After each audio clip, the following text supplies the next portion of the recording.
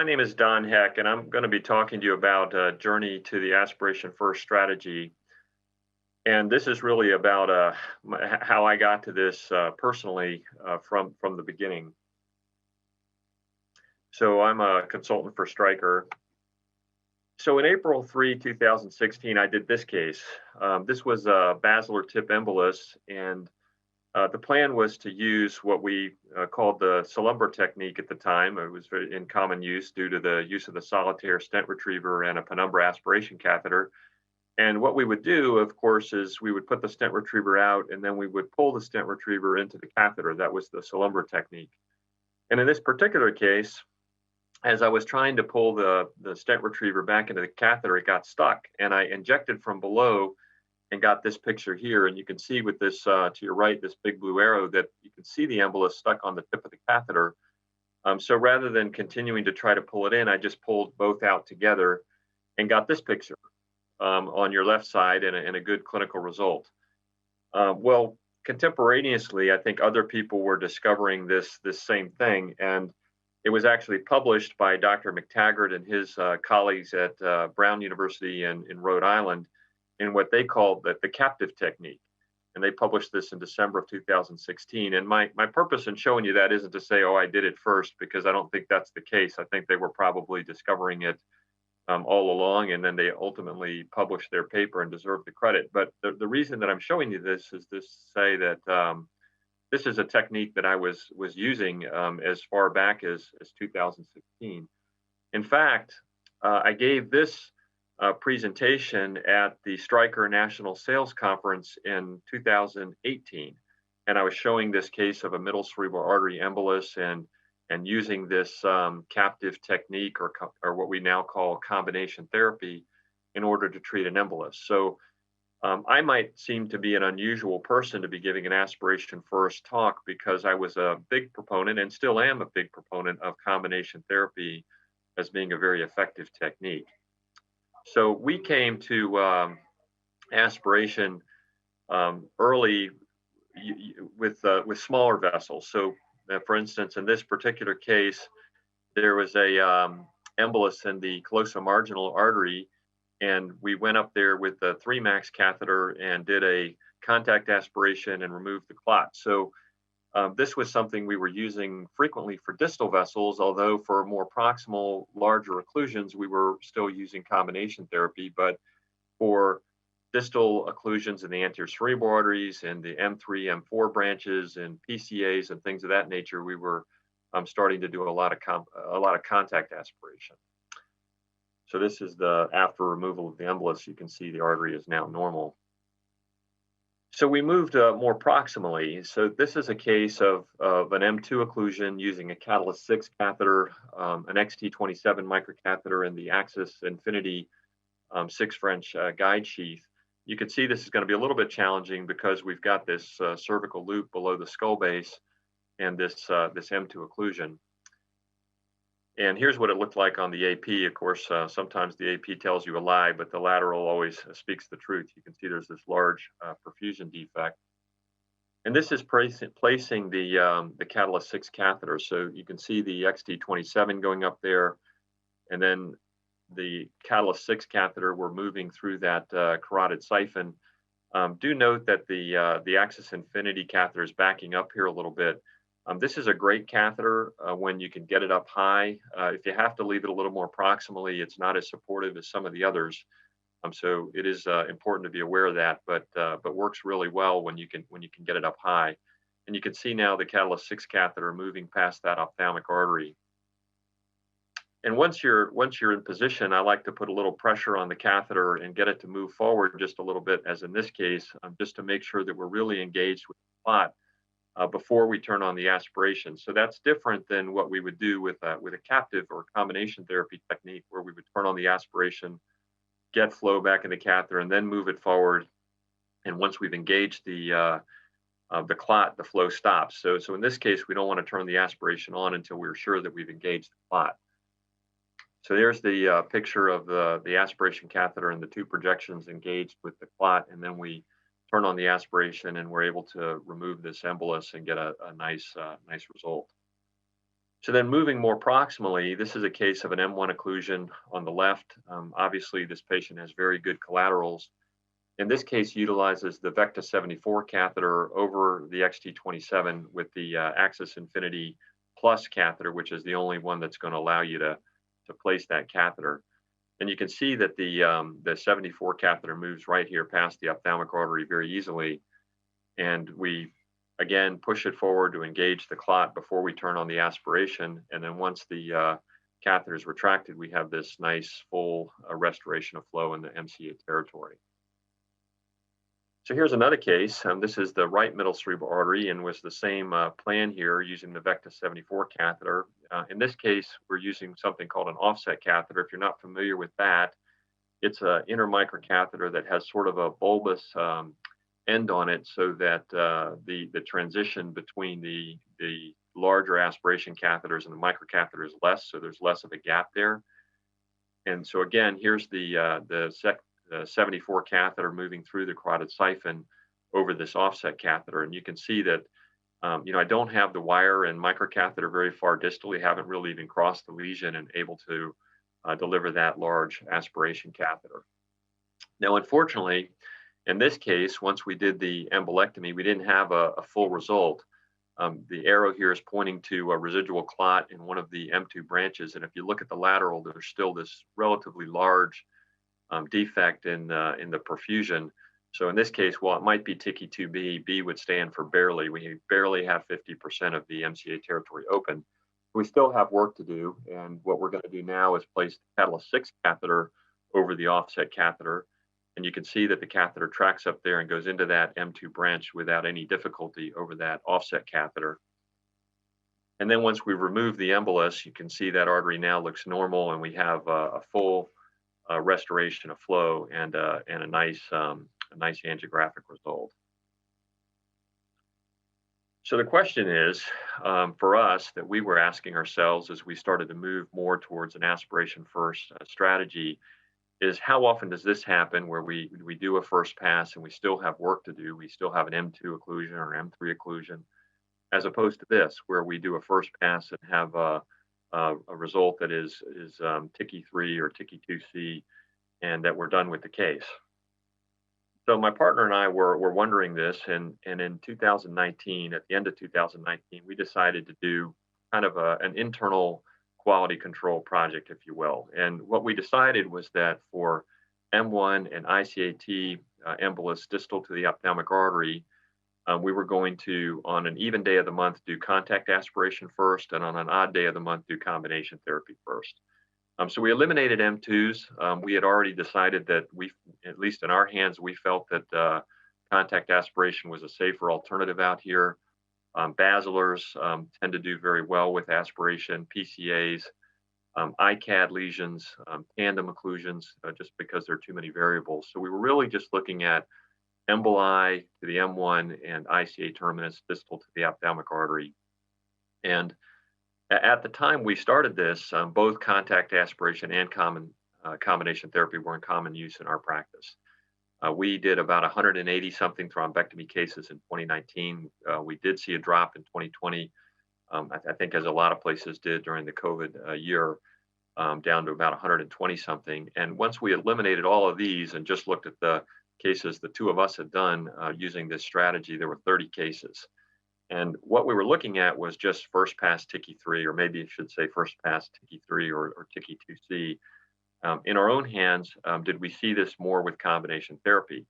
And what really prompted this question was we would do these aspiration catheter cases, and it's very seductive because it's so easy. But then you wouldn't be done. You wouldn't have a TICI3 result, and you'd wonder to yourself, gosh, if I'd just done combination therapy, if I put up a stent retriever, would I be done with this case already versus having to go chase clot into another vessel? And these were our observations. So with combination therapy, there were 15 cases. 6 were ICA terminus, 9 were M1s. Trevo was used in 11, solitaire in 4. A balloon guide was used in 9 of the 15 cases. And when we did not use a balloon guide, we would tend to use larger aspiration catheters. And for contact aspiration, there were 15 cases also. 7 were ICA terminus, 8 MCAs. 4 did use a balloon guide when we used a Catalyst 6 catheter, and 11 we're not using a balloon guide when we're using larger aspiration catheters, usually between 0.71 and 0.74. And this was our result, or based on intention to treat, was that roughly half the time we had first pass TICI-3 or 2C in both groups. There was only one crossover from the aspiration group where we couldn't deliver the aspiration catheter. This one crossed over to combination therapy, and with the first pass, we actually had a TICI-free result. So in our hands, this was pretty symmetric, which was kind of surprising because we felt like we were going to do better with combination therapy. So to summarize those observations, this really isn't proof of anything. The numbers are small. It does say that in our hands, with the technology that was available at the time, it does seem that if there was a difference between contact aspiration and combination therapy in terms of a first pass effect, it was likely to be small. Clearly, first pass aspiration is cheaper. It's likely to be as safe or safer than combination therapy because the lack of the stent retriever should, in theory, at least be less traumatic to the vessels. And based on those considerations, we adopted a first pass aspiration strategy. Now, we're not married to this idea, and if it doesn't work in 1 to 2 tries, we switch pretty quickly to combination therapy, which, as I already mentioned, we're pretty comfortable with. But as a first attempt, that's what we're doing. Now, that being said, that's based on the technology we currently have, and as all of you are aware, it's a rapidly changing field, and new catheters and new devices are coming out all the time. And if something better comes along, we'll probably change again. But that's where we are now and sort of how we got there. So next up is Professor Mario Psychogios. He's the head of diagnostic and interventional neuroradiology in Basel, Switzerland at the University Hospital. And he's going to be talking about stent retriever combination techniques for proximal and distal occlusions. Thank you for your attention. Hello, my name is Mario Psychogios, and I'm talking from Basel, Switzerland. Obviously going to talk about stent retriever combination techniques for proximal and distal occlusions. And as opposed to the first lecture about aspiration, I really think it's better if you use the combination of stent retriever and aspiration catheter for thrombectomy. These are my disclosures. And we were one of the first groups that tackled this topic. We gathered a lot of thrombectomies from German centers and published a comparison of the different techniques. So aspiration only, stent retriever only, and the combined approach. And in this first paper, we saw that it was better if you used combined approaches. And back then, by combined approaches, it wasn't so standardized as today. So a lot of people use Solumbra, which, in my opinion, is not a good technique to use. And by Solumbra, just to clarify this, you place the aspiration catheter in the one segment, and then you retrieve the stent retriever within the aspiration catheter.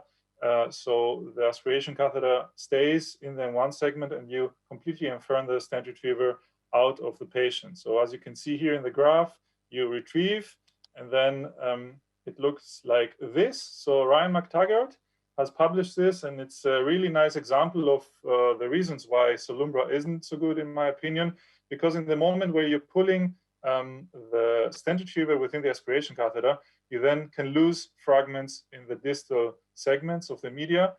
So you can then have TICI-2B instead of a TICI-2C or a TICI-3. So again, that's the primary reason that we tried to change this. And by changing this, we thought about the SAFE technique, or trap technique, if you want to name it like this. And of course, back in this time, there were also other publications like the ARTS or the Captive, which are similar. But again, very subjectively, I think SAFE is better. So I will explain a little bit how this works. So it's a combination of distal stent placement. So you modify your typical Solumbra and you place the stent distally to the clot. And only with the first part, you place the stent on the clot. And the distal part is kind of a emboli protection, in my opinion. Then you place an aspiration catheter and you push it to the face of the clot so you can achieve a wedge position. Typically in the past, if you pulled a lot, you could feel that you wedged, that you kept the clot captive between the stent retriever and your aspiration catheter. One thing that's important, if you're using the Trevo Next, it's an advanced model of the old Trevo. One point is that you cannot wedge so much like in the past. It has a hydrophilic coating, and this makes it a lot easier to push it through the microcatheter, which is great. It also makes it easier to retrieve it in the aspiration catheter. But again, that's a small hint from my side because I've used it a lot. And if you were used to wedging like, you know, a real bodybuilder, don't do this anymore with the Trevo Next. You just have to retrieve a little bit and leave the aspiration catheter in this position. And then the next step is that you remove the whole unit altogether. You're not retrieving the stent retriever in the aspiration catheter. You remove everything. Of course, the other things are also really important, and we will talk about this a little bit later. Here is the graph of the SAFE technique. And again, you can see here the distal placement. You can see then that the aspiration catheter comes under aspiration. This is really important, to the face of the clot. Then we retrieve the whole unit after we achieve the wedge position. And really important, proximal aspiration also on the guide catheter or the balloon guide catheter. And again, in a lot of cases, I will show you the data after that, you can have a full reperfusion after only one approach. Again, here are some results. So we published the first 30 cases in 2017. Then we gathered a lot of cases from other centers also, and we reported the first 200 SAFE cases, where you can see that you have a really high final TK2B3. You would say, okay, that's not so important. I want to see TK3 numbers. You can see the TK3 numbers are really high also, with 56% for the final TK3. But what's most important for me is the first pass TK3, which is around 50%. And again, you can do this usually with only one pass and in a timely manner, so around 30 minutes with low ENT percentages. I've put here also my numbers from 2018, where you can see that we had in the first 200 cases not only the really experienced operators, we also had the fellows that just started using SAFE. And that's, I think, a really good point about the technique, that you have the several steps. If you read the papers, we have described the steps really nicely. But even a fellow can follow these steps and then he can have good results. Because as you can see, if you take my results as an experienced operator back in 2018, you can see that I had a lot more better TK3s and first pass TK3s than the median in the study. And again, you would say, okay, that was only in Göttingen back then, Marius. The results are not applicable everywhere. Well, I moved to Basel in 2019, and you can see here the results from Basel, where we also have 2 new members which are doing this. And as you can see, we also established the SAFE technique, so everybody uses it for our thrombectomies. And you can actually see that we even have better results as we had in the first 200. So reperfusion rates are nearly 100%. So in every case, we open TK2B, and you can see that the first pass TK3 is around 50%, and final TK3 is around 64%, with even faster times. So again, we were able to transfer this technique, this knowledge also to Basel, and it works really well also here. What about the proximal aspiration? I've talked about this before, and I think it's a really important point that you have to use also proximal aspiration. So either you use a Flowgate 2 or you use the Infinity guide sheet. We always do also proximal aspiration with a pump, because in the moment where you remove the unit, clot, stent retriever, and aspiration catheter within the guide catheter, you can also lose some fragments. And that's why it's important to actually aspirate there. So again, proximal aspiration is crucial. Always do this. And one other important thing is, as you go and navigate towards them two segments to place your stent retriever, we have published in the past that it's really important to actually place a stent retriever in the inferior trunk. That gives you a better angle for your stent retriever, a better opening, because it's usually the bigger vessel, and then you can have better reperfusion results if you do this. So this is another good tip. Please try to navigate to the inferior trunk and place your stent retriever from there to the M1 segment. One other point is what do we do with proximal clots in the carotid? Of course, you can see that all techniques have their problems with bigger clots of the carotid T. And one variation of the save that we do is the modified save technique, where you can see that we have better first pass TQ2B3 and also TQ3 results. And the variation is actually that we try to reduce the clot with kind of an aspiration maneuver before we do the save technique. So again, we can see it here in the video. Just to explain, we are already in the carotid T. We have placed our stent retriever as we usually do for save, and now we push the aspiration catheter towards the face of the clot as we would do with save. So you can see here that we push it, and then at some point after connecting the pump and aspirating, you can see that we don't have any aspiration or any flow, any blood flow more in the catheter.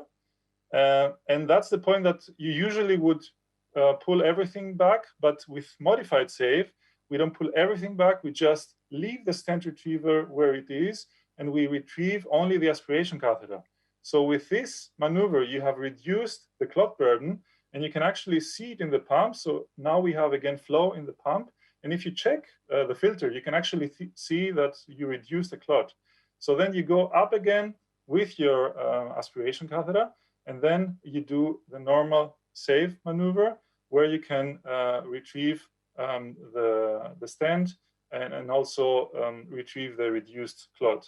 And again, the results are better with this technique. So from my opinion, from my side, I would recommend that you do that if you have a carotid T occlusion. And again, you can see here in this case, first pass effect on the angiogram after one maneuver, and also the CT in the follow-up scan showing a really small infarction for the clot that was in this carotid. These are the results altogether. And you can see here the first pass, TQ3, TQ2C3, and also the final. And we have also analyzed per vessel these results. And if we compare it to, for example, ADAPT trials, so again, this by SAVE 200, we had a core lab evaluating the images. If you compare it to a trial like the COMPASS that used also ADAPT, you can see that the results are better. You would say, well, the results are also better to the stent retriever group. So how can you explain this? I think that in COMPASS, they mostly use Solumbra. So again, that would explain that you don't have as high TQ2C3 as in our trials. And again, if we compare it to an aspiration trial that was published not so long ago, this is Sophia, you can actually see that also aspiration becomes better with bigger aspiration catheters, surely, but still we are not really at the results of the combined techniques. And that's why I would preferably use the best techniques from the beginning. And that, in my opinion, is a combined save technique, or if you want to call it TRAP or Protect Plus or BADAS, I'm okay with that. But in the end, it's a primary combined approach. One important thing that also the authors of the Sophia trial highlighted is if you have longer clots, then aspiration only doesn't work as good. And also carotid T occlusions don't work really well with, or as well as an M1 occlusion with aspiration only. So again, if you have a carotid T occlusion, I would go for a modified save technique. And also They use the rescue device in 30% of the cases. So again, that's also my experience. I used to say, well, you have to do like 40% of rescue maneuvers with aspiration only. And that's why we switched at some point in 2016 to combined approaches, where you use the best technique from the beginning, so you don't have to use a rescue device. Some data from the ASTER-2 trial. It's a real pity this hasn't been published yet. So this is just a slide from the ISO 2019, where you can see that for carotid T occlusions and for clots which are long, it's better if you use a combined approach. So this was a randomized trial, and you have really good quality of data, and this is a really important result, in my opinion, that supports my claim that you have to use a combined approach up front. What up distal occlusions, where if you check here, we also have provided with data for M2s in our SAFE 200 trial. And again, if there isn't a lot of data on other trials on that, if you compare it to the SOFIA paper, you can see that even for M2s, you have a better first pass ticket 2C or 3 with the combined approach. It's not as good as in M1, surely. We know that M2s are not, or aspiration techniques or combined approaches are not as effective as M1s. But in the end, it's better than an aspiration only. And that's why we also do combined approaches for M2s. So altogether, from my side, I would stick to a combined approach, preferably the SAFE technique or the modified SAFE technique. I would get my whole team to learn and do it correctly and fast. And in the end, I think it leads to better patient outcomes. Thank you very much.